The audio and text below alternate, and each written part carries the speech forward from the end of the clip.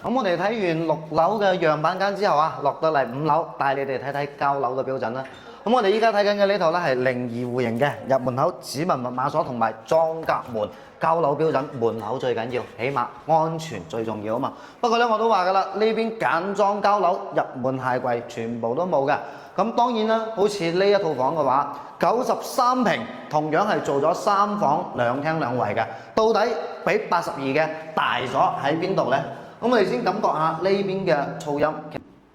咁其實可以感覺到啊，呢邊雖然挨住路邊，但係真係冇乜噪音嘅。咁我哋再睇翻下，我哋上面係簡單嘅吸頂燈，但係全屋都有中央空調交樓嘅。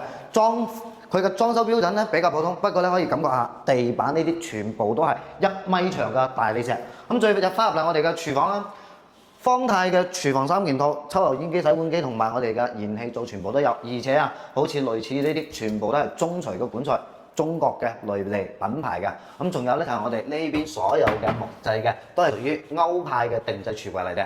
咁我哋入裏面睇下，咁同大家講下啦。目前所有嘅新房基本上都有2個吧，一個涼吧，一個浴吧。咁廚房冇涼吧，但係我哋所有嘅衞生間都係帶咗有浴吧嘅，咁都係方便天冷嘅時啦。補充咗我哋喺衞生間裏面有暖氣啦。咁最後咧，我哋睇翻嘅就係我哋嘅主臥，其實同次臥嘅大細係冇乜分別嘅。不過咧，係咪發現咗少咗啲咩啊？廁所我哋隱藏咗喺裏面，而且呢個廁所我覺得做得相當之豪華嘅。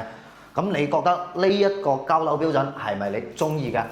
咁翻嚟深圳生活係咪代表一定要買樓呢？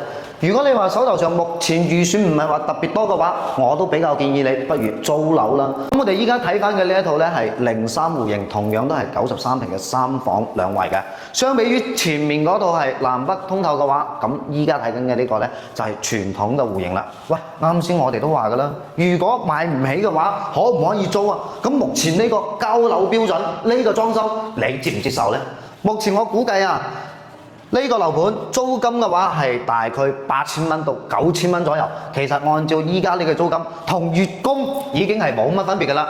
咁當然啦，嗌你住翻2晚體驗下嘅話，你又想搞咁耐，係咪要點翻個關注咁啊？